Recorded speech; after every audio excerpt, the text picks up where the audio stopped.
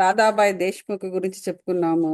బాబా గారు ఏ విధంగా తన ఉపదేశము ఏదో ఒక గృహోపదేశము చెయ్యమని ఆవిడ మొండితనంగా 3 రోజుల పాటు నిద్రాహారాలు, అన్న పానీయాలు మానేసినప్పుడు బాబా గారు ఉపదేశం గురించి తాను ఏ విధంగా చెప్పినారో విషయం తెలుసుకున్నాము. అలాగే ఆ ఇవన్నీ అంటే అది ఆ కథ ఎందుకు చెప్పడం జరుగుతోంది మనకి, ఇదంతా కూడా హేమత్ పంత్కి శ్యామ చెప్తున్నాడు అనమాట. అలాగే మన ప్రవర్తన ఇప్పుడు మనం ఏం తెలుసుకోబోతున్నామంటే మన ప్రవర్తన గురించి బాబా గారు ఉపదేశము. ఓకే, సో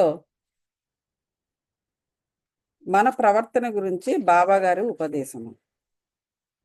ఈ దిగువ చెప్పిన బాబా పలుకులు సాధారణమైనప్పటికీ అమూల్యములు. వానిని మనస్సునందుంచుకొని అట్లే చేసినచో మనకు మేలు చేయును. చూసారా, బాబా గారు అంటే ఇది ఇది ఇది ఫలానా వాళ్ళకి, ఇది ఫలానా వాళ్ళకి, ఇది ఫలానా వాళ్ళకి అన్న కాకుండా అందరకు కలిపి ఒక ఉపదేశం చేశారు.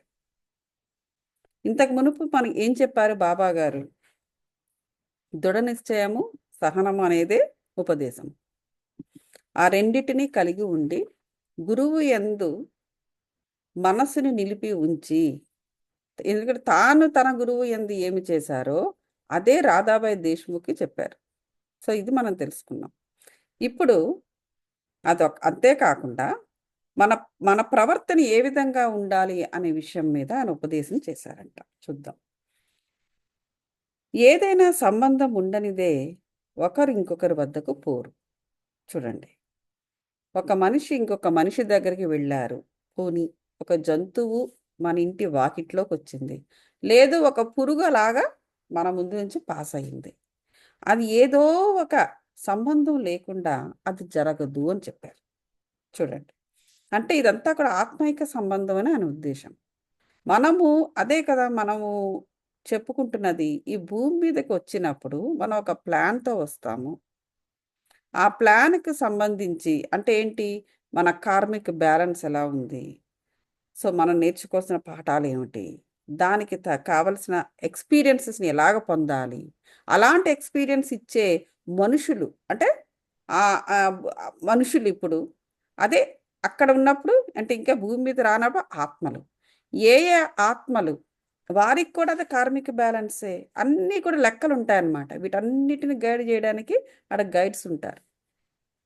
సో మన మనకొక రకమైన ఎక్స్పీరియన్స్ని పొందేలా అంటే మన కార్మిక బ్యాలెన్స్ని సంబంధించిన ఎక్స్పీరియన్స్ పొందేలాంటి పొందగలిగే ఎక్స్పీరియన్స్ని ఇవ్వగలిగే ఆత్మను మనం చూస్ చేసుకుంటాం. మరి ఆ ఆత్మ కూడా కొన్ని కార్మిక బ్యాలెన్సెస్ ఉంటాయి కదా, ఆ ఆత్మకి కూడా మన మనకిచ్చే ఎక్స్పీరియన్స్తో వాటికి కనెక్షన్స్ ఉంటాయన్నమాట. సో కాబట్టి అది మనం ఆల్రెడీ చదువుకుంటున్నాం స్పిరిచువల్ టాబ్లెట్స్లో. సో అదే విధంగా బాబా గారు ఏం చెప్తున్నారంటే ఏదైనా సంబంధం ఉండనిదే ఒకరు ఇంకొకరి వద్దకు పోరు. ఇప్పుడు మనం కూడా ఇట్లా ప్లానింగ్ చేసుకుని వచ్చాం కదండి. చింతమనిపై చెప్పాను కదా, ఈ రోజు మనం ఇక్కడ భూమి మీద కూర్చుంటున్నాము అంటే ఇదే విధంగా మన ఆత్మలోకంలో కూడా ఉన్నవాళ్ళమే, కలిసి ఉన్నవాళ్ళమే. ఇక్కడ ఈ శరీరం ఉండడం వల్ల ఒకరికొకరు గుర్తించలేకపోతున్నాము అంతే. ఒకసారి మనము ఇందులోంచి బయటపడితే మళ్ళీ మనం అక్కడికి వెళ్ళిపోతాం. సో మనమందరం కూడా ఇక్కడ ఉండి కొన్ని బోధనలు ఒకరికొకరు తెలుసుకుంటూ మరికొంతమందికి తెలియపరచడం అనేది ఇక్కడ మనం చేయవలసిన పని.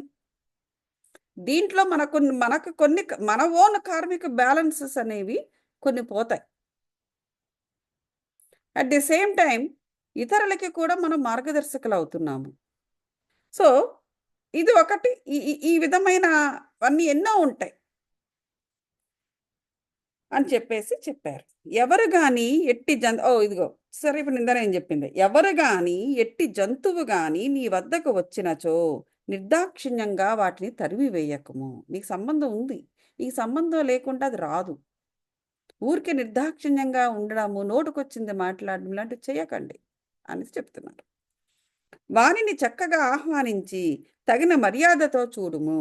వాడు మంచోడో చెడ్డోడో అంటే మరి దొంగలు దూర్తులు ఇంట్లో పెట్టుకోమని కాదు నా ఉద్దేశము.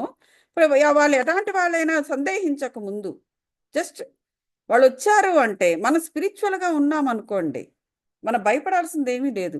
మనము ఎప్పుడు కూడా ఆ, మన వైబ్రేషనల్ ఫ్రీక్వెన్సీ అది ముందు ముందుకి స్పిరిచువల్ టాబ్లెట్స్ నేర్చుకుంటున్న వాళ్ళకి ముందు ముందుకి ఆ పాఠాల్లో వస్తాయి. పర్పస్ ఆఫ్ లైఫ్ ఇవన్నీ ఇచ్చేసేటప్పుడు ఆ వైబ్రేషనల్ ఫ్రీక్వెన్సీస్ ఉంటాయన్నమాట. మనం ఎప్పుడైతే లోవర్ వైబ్రేషన్స్కి కనెక్ట్ అయ్యి ఉన్నామో ఈ భయము, ఆందోళన, అనుమానం ఇట్లాంటి వాటన్నింటికి కనెక్ట్ అయిపోతాం. అప్పుడు ఒక మంచోడు వచ్చినా, ఒక యోగి వచ్చినా, ఒక దేవుడు వచ్చినా ఆఖరికి అనుమానించడం మొదలు పెడతాం. సో ఎప్పుడైతే నువ్వు అనుమానించావో, నువ్వు అనుమానించినది అక్కడ జరిగిపోతుంది. వాడు మంచి ఉద్దేశంతో మన దగ్గరికి వచ్చినా, మన అనుమానము, మన ఆందోళన, మన సందేహము వల్ల వాడిలో అది ప్రవేశించి మనం ఎలాగైతే మనం భయపడుతున్నామో అదే మేనిఫెస్ట్ అయ్యి వాడు నిజంగా అలాగే మనకు చేస్తాడనమాట. దానికి కారణము థ్రోట్ చక్ర. ఇది it's a communication from here to nature. నేచర్కి ఒక గుణం ఉంది కదా, లా ఆఫ్ అట్రాక్షన్. ఓకే వీళ్ళకి ఇదే కావాలి కాబోలు అని చెప్పేసి అదే చేసి పెట్టిస్తుంది అనమాట మేనిఫెస్టేషన్.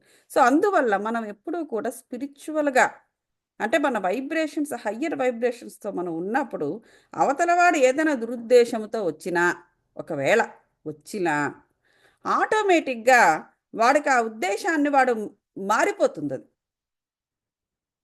అది అక్కడ టెక్నిక్.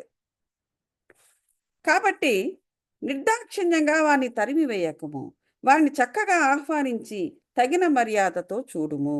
నీవు దాహము గల వారికి నీరిచ్చినచో, ఆకలితో నున్న వారికి అన్నం పెట్టినచో, దిగంబరులకు గుడ్డలిచ్చినచో, నీ వసారా ఇతరులకు కూర్చున్నటకు విశ్రాంతి తీసుకున్నటకు వినియోగించినచో, నిశ్చయముగా భగవంతుడు మిక్కిలి ప్రీతి చెందును.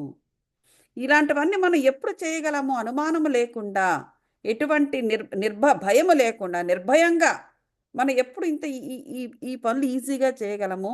మన లో ఫ్రీక్వెన్సీస్తో కాకుండా హయ్యర్ వైబ్రేషన్స్తో మనము కనెక్ట్ అయి ఉన్నప్పుడు, స్పిరిచువల్గా మన మనసు నిర్భయంగా ఉన్నప్పుడు.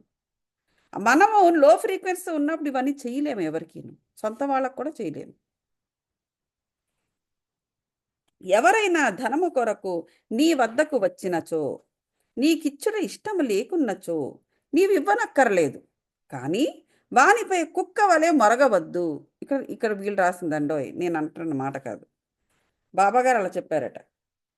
నీకు ధనము కొరకు నీ వద్దకు ఎవరైనా వస్తే, ఏదైనా ఉపకారం చేయమని వస్తే, ఆ టైంకి ఉపకారం చేయలేని పరిస్థితిలో ఉంటే దాని ఈగోకి పోయి ఆ ఇన్ఎఫిషియన్సీని ఒప్పుకోకుండా, కాంపిటెన్సీ అనేది ఉండాలి కదా మనుషులకి, ఎవ్రీ టైం ఉండదు. పెద్ద పెద్ద ఆర్గనైజేషన్స్, పెద్ద పెద్ద కంపెనీ నడిపే వాళ్ళకే ఉండదు, కాంపిటెన్సీ ఉండదు. కానీ గ్రీడీనెస్ ఉంటుంది. నేను చాలా డబ్బు సంపాదించాలి, ఎత్తుకు ఎదగాలి, మా company is the number 1 company అయి ఉండాలి. గ్రీడింగ్, బట్ కాంపిటెన్సీ లేదు. అది ఒప్పుకోవడానికి ఈగో. ఇది కుటుంబాల్లో మామూలు చిన్న కుటుంబాల దగ్గర నుంచి the highest board of committee, directors committee అంతవరకు ఈ క్వాలిటీస్ ఉంటాయి. లో వైబ్రేషన్స్ అనేవి డబ్బుకు సంబంధించినదో, చదువుకు సంబంధించిందో కాదు, నీ బుద్ధికి సంబంధించినది. అది పెద్ద డబ్బునోడికన్నా ఉంటుంది, ఏమీ లేని రిక్షావాడికి కూడా ఉంటుంది. సో కాబట్టి ఇక్కడ మనం డీల్ చేస్తున్నది స్పిరిచువల్గా డీల్ చేస్తున్నాం. కాబట్టి ఇక్కడ ధనముతోని, చదువుతోని, లేకపోతే పెద్ద కాష్ట, చిన్న కాష్ట, ఈ ఐడెంటిఫికేషన్స్తో మనకు సంబంధం లేదు. సో ఇన్కాంపిటెన్స్గా ఉండేటప్పుడు మనకి ఈగో మాటికి ముందుకు వచ్చేస్తూ ఉంటుంది. We don't want accept our weaknesses. మన వీక్నెస్, మన బలహీనతలు మనం ఒప్పుకోవడానికి ఇష్టపడము. అక్కడ ఇన్కాంపిటెన్సీ, ఈగో అంటే ఎప్పుడూ కూడా ఆ లో వైబ్రేషన్స్తోనే కనెక్ట్ అయి ఉండడం జరుగుతుంది. అటువంటి సమయంలో ఎవడైనా వచ్చి ఇంత సహాయం చేయమంటే ఇన్కాంపిటెన్సీతో, లేదా చెయ్యడానికి ఇష్టం లేకో ఇక వాళ్ళ మీద విజృంభించడం, అలాంటివి చెయ్యొద్దు. ఇతరులు నిన్నెంతగా నిందించినా, ఒకవేళ మనం అలా చెయ్యం, అవతల వాళ్ళే మనం నిందించారనుకోండి, నీవు కఠినముగా జవాబివ్వకము. అట్టివారిని నీవెల్లప్పుడు ఓర్చుకునొచ్చు నిశ్చయంగా నీకు సంతోషము కలుగును. ఆల్రెడీ వాడు రెచ్చిపోతుండేటప్పుడు మనం 10 మాటలు అన్నామంటే వాడు 20 మాటలు అంటాడు. మన 20 అంటే వాడు 40 అంటాడు. ఇంక నీకు సంతోషం ఏముంటుంది? నువ్వు సంతోషంగా ఉండాలంటే నువ్వు కాముగా ఉన్నప్పుడు, అంటే కాముగా అంటే నువ్వు రియాక్ట్ కాకుండా ఉన్నప్పుడు. నువ్వు రియాక్ట్ కాకపోతే వాడు అనే మాటలకు నువ్వు బైండ్ అవ్వవు, వాడు చేసే చేష్టలకు నువ్వు బైండ్ అవ్వవు. అప్పుడు నువ్వు సంతోషంగా ఉంటావు. అంటే మన ప్రవర్తన ఎలా ఉండాలి? ఇదంతా కూడా స్పిరిచువల్ ప్రవర్తన. You are treating your soul. ఇప్పుడు మనకు దెబ్బ తగులుతుంది, డాక్టర్ దగ్గరికి వెళ్తాం, ఆయన ఏదో మందులు రాసిస్తాడు, ఈ టాబ్లెట్లు వేసుకోండి, లేకపోతే దానిపైన ఈ ఆయింట్మెంట్ రాసుకోండి అని. You are treating yourself, right? నువ్వు డాక్టర్ కోర్స్ చదవలేదు కాబట్టి వాడి దగ్గరికి వెళ్తున్నావు. అదే నువ్వు డాక్టర్ కోర్స్ అయితే నువ్వే మందులు వేసుకుంటావు, తెలుసు కాబట్టి. We're treating our self. Psychological treatments కూడా మనమే ఇచ్చుకుంటూ ఉంటాం. సంతోషంగా ఉండడానికి ట్రై చేస్తూ ఉంటాం. ఒకవేళ పీస్ కావాలంటే గుళ్ళు గోపురాలు తిరుగుతూ ఉంటాం. అంటే వీఆర్ ట్రీటింగ్ అవర్ సెల్ఫ్. ఎక్కడ ట్రీట్ చేసుకుంటున్నాం? నీ సైక్. అదే విధంగా ఇక్కడ ఏంటంటే నువ్వు స్పిరిచువల్గా ఎలా ఉండాలి అనేది బాబా గారు చెబుతున్నారు.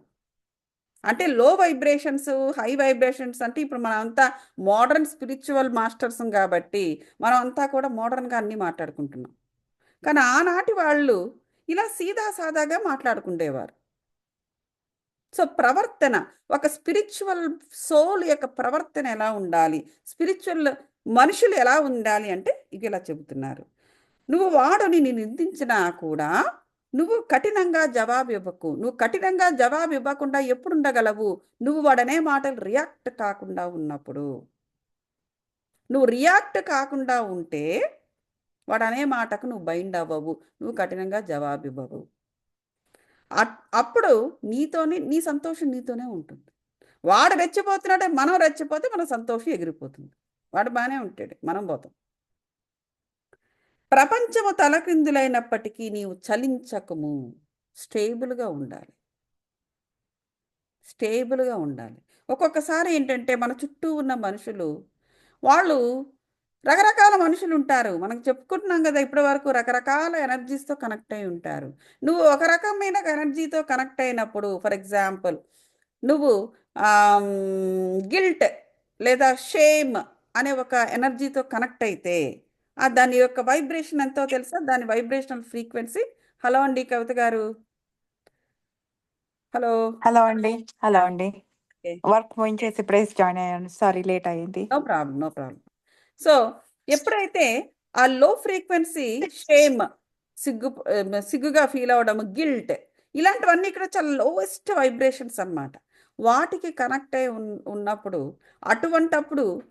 అటువంటి సమయంలో నువ్వు అలా కనెక్ట్ అయ్యి ఉన్న వ్యక్తితో అటువంటి సమయంలో నువ్వు మాట్లాడినప్పుడు that fellow definitely make you to get hurt. ఎందుకంటే వాడు ఆ ఫ్రీక్వెన్సీలో ఉన్నాడు. నిన్ను సంతోషం ఎలా పెడతాడు? డెఫినెట్గా నీకు ఏదో నచ్చని మాటే అంటాడు వాడు. ఎందుకు? ఆ టైంలో వాడు ఆ ఎనర్జీతో సఫర్ అవుతున్నాడు.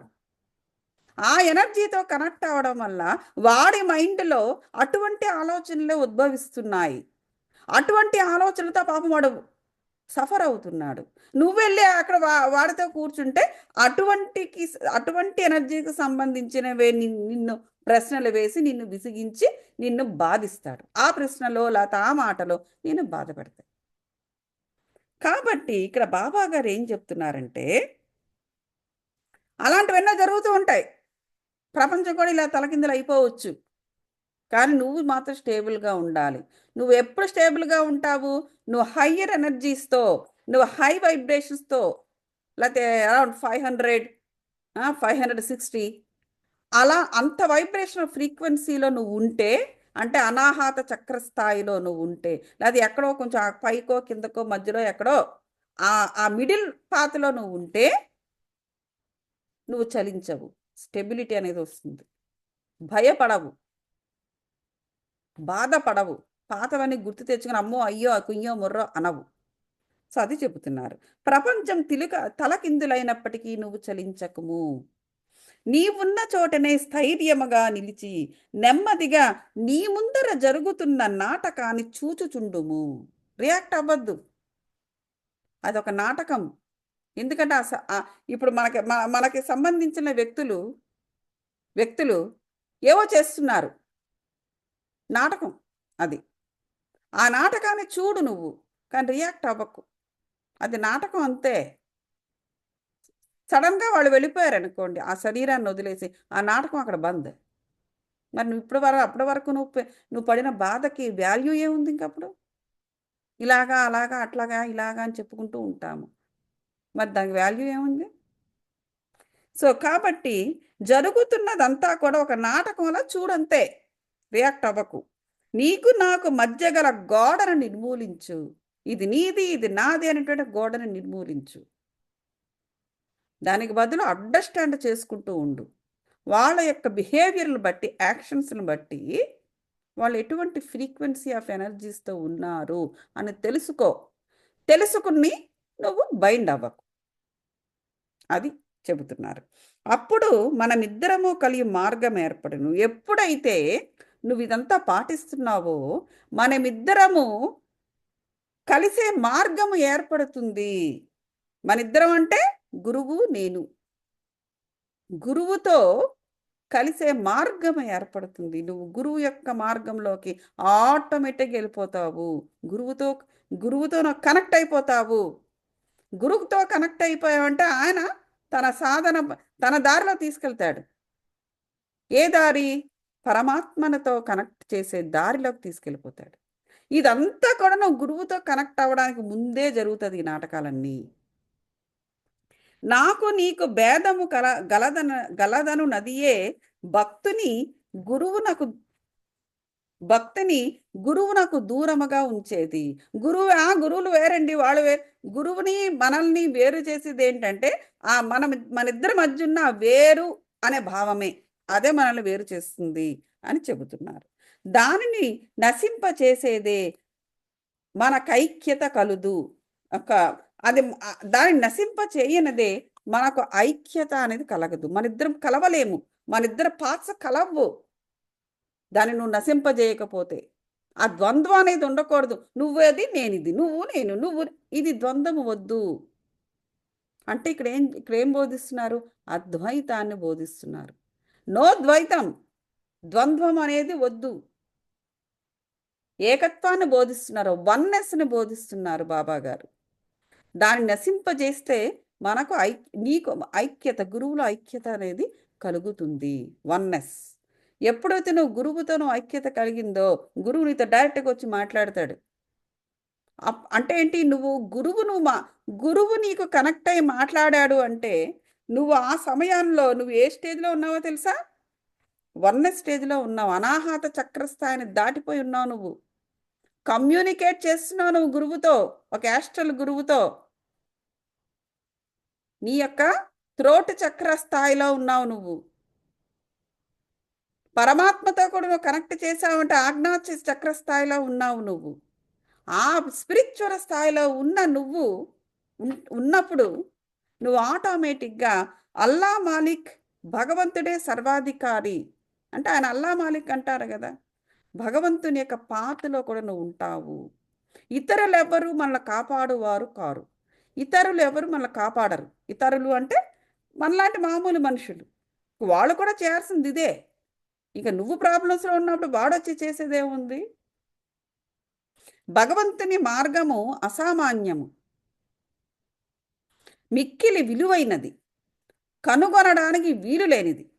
వారి ఇచ్ఛానుసారమే మనము నడిచెదము.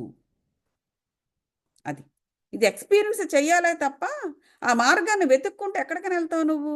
వెతకాల్సిన అవసరం లేదు, నీ లోపలే ఉన్నదంతా కూడా. మన కోరికలను వారు నెరవేర్చెదరు, మనకు వారు దారి చూపెదరు, మన రుణానుబంధము చే మనము కలిసితిమి ఆయన చెప్తున్నారు జనాలతోటి. మన రుణానుబంధం ఉంది మనకి, లేకపోతే మీరు నా షిరిడి వచ్చేవారు కాదు, నేను మిమ్మల్ని చూసేవాడిని కాదు. ఒకరికొకరు తోడ్పడి ప్రేమించి సుఖముగాను సంతోషముగాను ఉందుముగాక. ఎవరైతే తమ జీవిత పరమావధిని పొందెదరో వారు అమరులై సుఖముగా ఉండెదరు. చూసారా? ఎవరైతే జీవిత పరమావధిని పొందుతారో, పరమ అవధి, అవధులు లేని పరమావధి పొందుతారో, పరంధామానికి చేరుకోగలరో వారు సుఖముగా ఉందురు, అమరులై సుఖముగా ఉందురు, మళ్ళీ మళ్ళీ జన్మలెత్తాల్సిన అవసరము లేదు. తక్కిన వారందరూ పేరునకే ఊపిరి సలుపు వరకు మాత్రమే బ్రతికెదరు. అది మిగతా వారు అంటే ఇంకా ఈ స్పిరిచువల్ పాత్రలోకి రానంత వరకు పుడుతుంటారు, చస్తుంటారు, పుడుతుంటారు, చస్తుంటారు. ఆ ఊపిరి మధ్యనే వాళ్ళు ఊగిసలాడుతూ ఉంటారు. ఊపిరి యొక్క ఊగిస ఎలా ఉంటుంది? అది ఊపిరి స్టార్ట్ అయితే బ్రతుకు, ఆగిపోతే మరణము.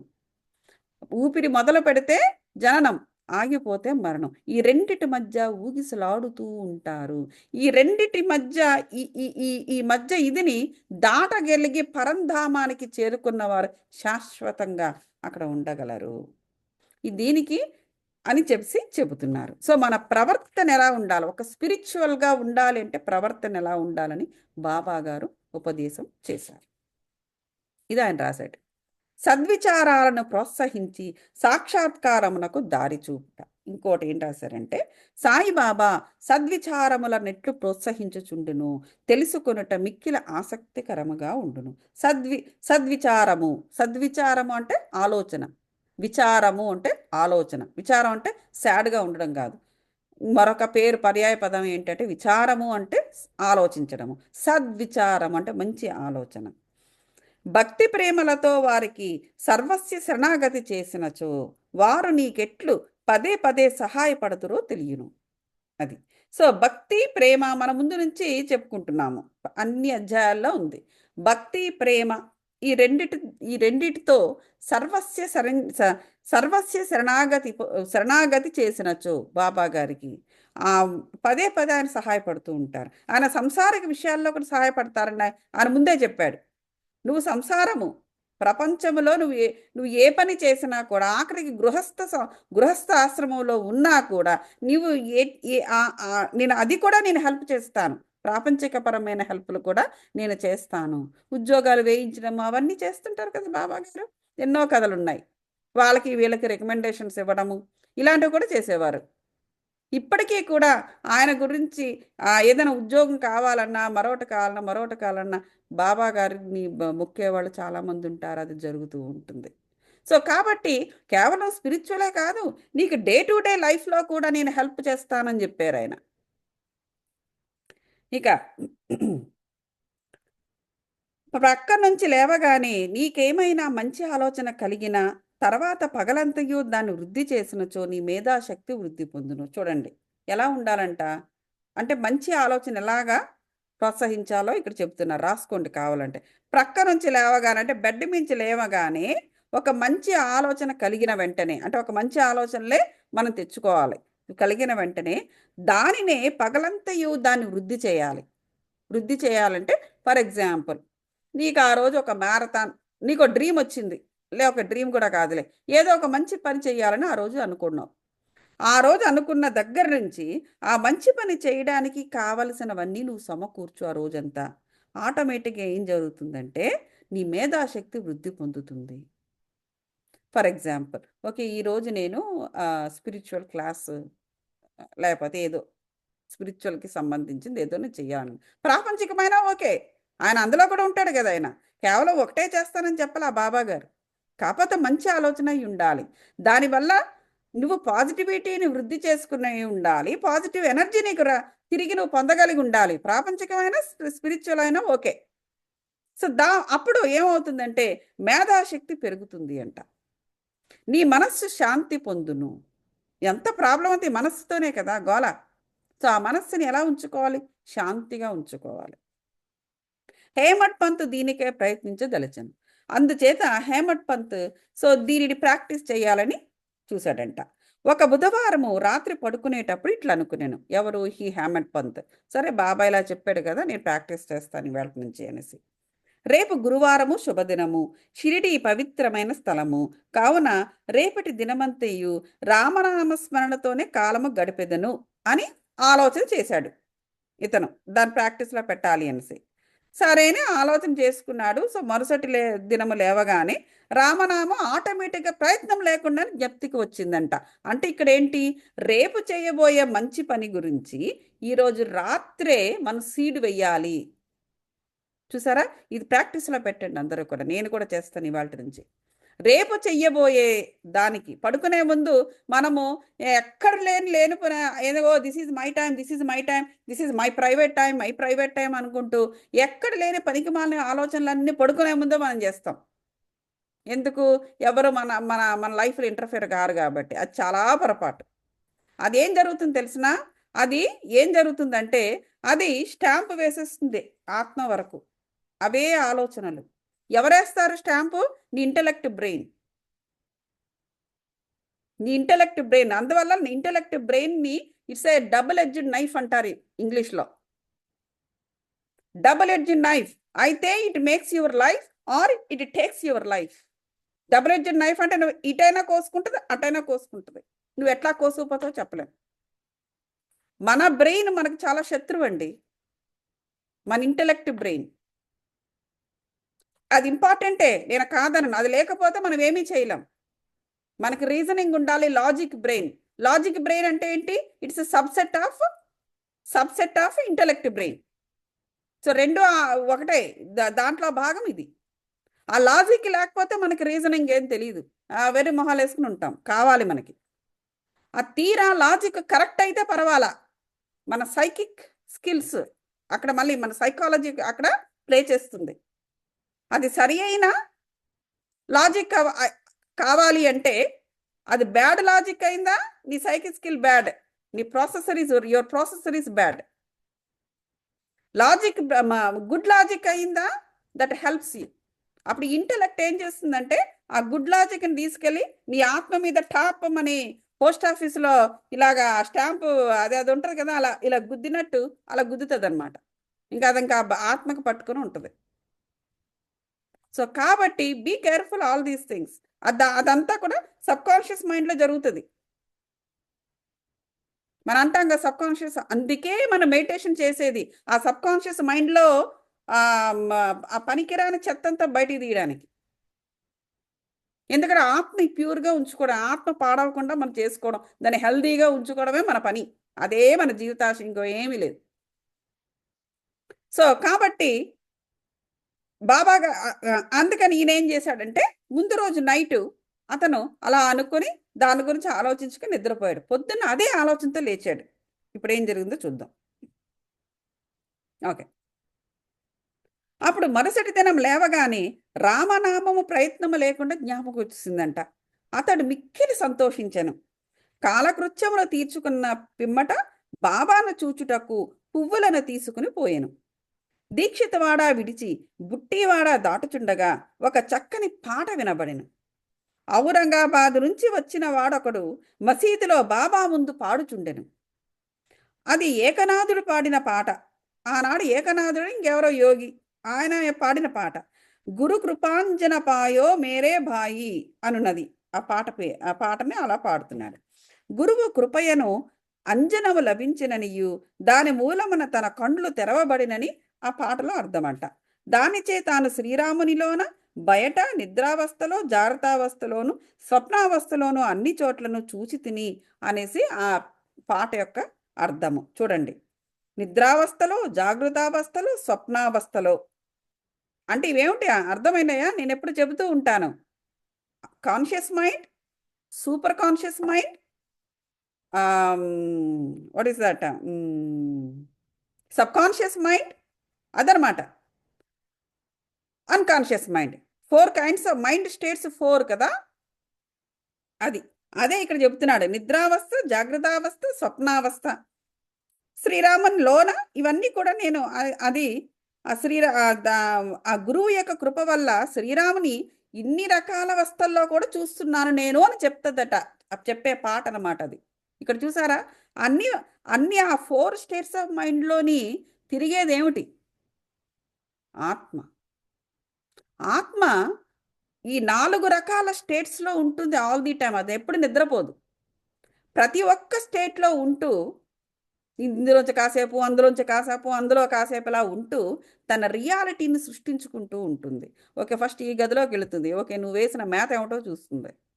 బయట నుంచి తీసుకొచ్చి మేత మనం పడేస్తాం కదా లోపల. ఓకే, ఈ మేత, ఓకే ఈ మేత ఇదా, ఓకే సరే, దాన్ని రియాలిటీ రియల్ చేసేస్తుంది. అది మీ ఇష్టము ఎటువంటి మేత వేశారన్నది. మంచి మేత వేసారా లేకపోతే పనికి మాల మేత వేసారా అన్నది. ఇంకా నెక్స్ట్ ఇంకో గదిలోకి వెళ్తుంది. అక్కడ చూస్తుంది అక్కడేం మేత ఉందా అనేసి. ఆ మేత నిజం చేయడం మొదలు పెడుతుంది. మళ్ళీ ఇంకొక మేతలోకి వెళ్తుంది, ఇంకొక రూమ్లోకి వెళుతుంది, అక్కడ మేత చూస్తుంది. అలా 4 రూముల్లో స్వప్నావస్థ, ఆఖరికి స్వప్నావస్థలో కూడా నువ్వు డ్రీముల్లో కూడా నువ్వు అది లోపలికి వెళ్ళి అది ఏముంటుందా అని చూస్తుంది అనమాట. So very very tough. కాబట్టి జాగ్రత్తగా ఉండాలి. సో అని చెప్పేసి ఈయన పాడాడు. పాడితే అనేక పాటలుండగా బాబా భక్తుడు ఔరంగాబాద్ నివాసి ఈ పాటను ఎలా పాడెను అనుకున్నాడు. ఇది సందర్భానుసారంగా బాబా చేసిన ఏర్పాటు కాదా అంటే ఇదంతా కూడా బాబా గారి యొక్క సృష్టి. ఆయన సడన్గా ఈ ఆత్మావలోకనం గురించి సడన్గా పాడడం ఏమిటి? ఔరంగాబాద్ నుంచి వస్తున్న ఒక వ్యక్తి, ఇది ఇది ఎటువంటి వారికి తెలుస్తుంది? ఆత్మసాక్షాత్కారం ఉన్నవారికి అర్థమయ్యే మాటలు ఇవి. ఆత్మసాక్షాత్కారం ఉన్న వారికి అర్థమయ్యే మాటలు ఇవి. ఈ ఆత్మ యొక్క రియాలిటీ గురించి. Your soul makes your own reality అన్నది, రైట్?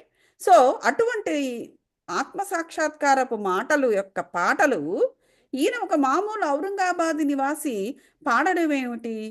ఇదేదో బాబా గారి యొక్క సృష్టిలా అనిపిస్తున్నదే అనేసి అనుకుంటున్నాడు. సో హేమట్ పంతు ఆనాడంతయు రామనామ స్మరణముచే కాలము గడపనించినాడు. కావున అతని మనోనిశ్చయమును దృఢపరచుటకే బాబా ఆ పాటను పాడించి ఉండెను. చూసారా, బాబాకు ఆల్రెడీ తెలిసిపోయింది హేమట్ పంతు ఆ రోజు రాత్రి ఏమనుకుని పడుకున్నాడు, పొద్దున్న లేచి ఏం చేయబోతున్నాడని. అందుకని ఆయన ఆత్మకు కావలసిన న్యూట్రిషన్ అందించేశారు బాబా గారు. ఎవరో ఒక ఔరంగాబాదు నివాసి ద్వారా. ఆయన అంత గొప్ప, అంత పెద్ద పెద్ద పాటలు పాడగలిగేంత ఇది లేదు, భక్తుడే కానీ ఇది ఎవరి గురించి? ఇదంటే ఇదంతా నేచర్ అన్నమాట.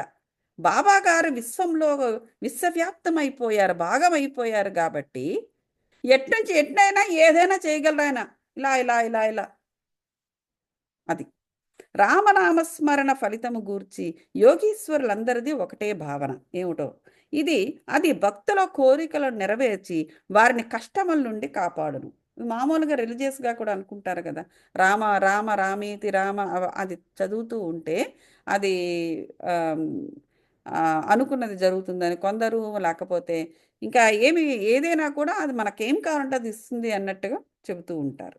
ఆ రామ అనే మాటలోనే మనకి కావలసిందంతా జరుగుతుంది. ఈవెన్ రాముడికి కూడా అదే చెప్తాడు కదా. రాముడు వాళ్ళు వారధి వేస్తున్నప్పుడు అది రాళ్ళు వేస్తుంటే మునిగిపోతుంటాయి. సముద్రుడు అంటాడు ఏంటయ్యా, నేను వెళ్ళాలి శ్రీలంకకి, సీత అక్కడ ఉండిపోయింది, నేను రాళ్ళు వేస్తుంటే నువ్వేమో లోపల తీసుకుంటున్నావు అంటే, ఇది నా లక్షణం అంటాడు. నువ్వు లక్షణం పక్కన పెట్టు, ముందు నాకు ఈ పని చేసి పెట్టు అంటాడు రాముడు. అప్పుడు అంటాడు, నీకన్నా నీ పేరు చాలా పవర్ఫుల్, మీ వాళ్ళని ఒక్కొక్క రాయిని రామ అని రాసి దాంట్లో వెయ్యమను, ఆటోమేటిక్గా నీ యొక్క సంకల్పం సిద్ధిస్తుంది, నాదేమీ లేదు, అంతా నీ పేరులోనే ఉంది అంటాడు సముద్రుడు.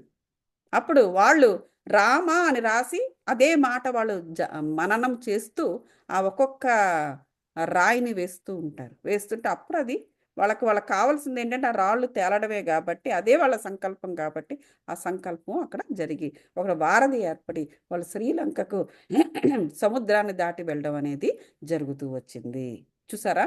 కాబట్టి అదే ఇక్కడ చెబుతున్నారు. రామనామస్మరణ ఫలితం ఏంటంటే మనం ఏదనుకుంటే, ఏది సంకల్పం చేస్తే అది జరుగుతుంది. మంచి సంకల్పం చేయాలి. మనం ఇక్కడ ఆపుదాము. నెక్స్ట్ రేపు మళ్ళీ కలిసినప్పుడు నెక్స్ట్ ఇది చేద్దాం. చూసారా ఇది ఎంత స్పిరిచువల్ మాటలు ఎంత చెప్పారో. మళ్ళీ రికార్డింగ్ వినండి మాస్టర్స్, మర్చిపోవద్దు. So let's do the meditation please.